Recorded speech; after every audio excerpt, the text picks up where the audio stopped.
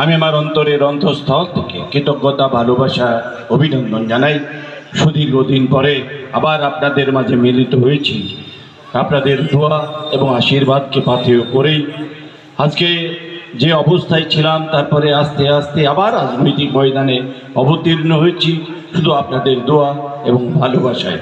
এই বৃন্দাবনপুর স্কুলের মাঠে দাঁড়িয়ে আজকে আইতাল থেকে শুরু করে আমাদের দীর্ঘদিনের সাথী মঙ্গল থেকে শুরু করে যারা দলে যোগদান করছে তাদেরকে আমরা হার্দিক শুভেচ্ছা, অভিনন্দন, ভালোবাসা জানাই।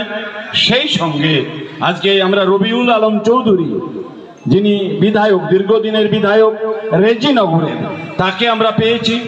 পাশে আমাদের নজরুল ইসলাম, বেলডাঙ্গা পঞ্চায়েত সমিতির প্রাক্তন সভাপতি, তাকেও আমরা পেয়েছি।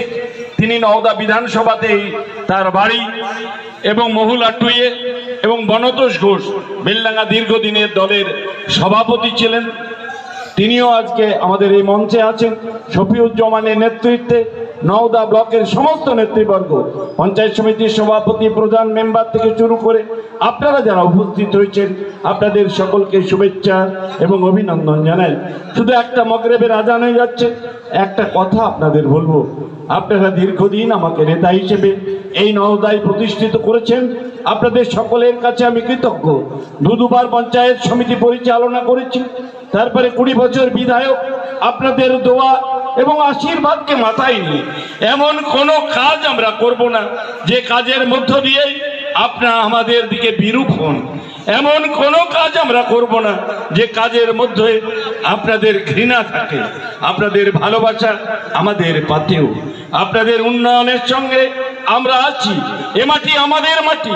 আমরা চাই আমাদের এলাকার প্রত্যেকটা গ্রামের, শফিউজ্জামান বলছিল আপনাদের কাছে যে আমরা বৃন্দাবনপুর শুধু নয়, আজকে শালকেডাঙ্গা, আলমগানা সব জায়গায় রাস্তাঘাটের কাজ চলছে। বোচাডাঙ্গা সব গ্রামকে আমরা উন্নয়নের সোপানে আবদ্ধ করেছি।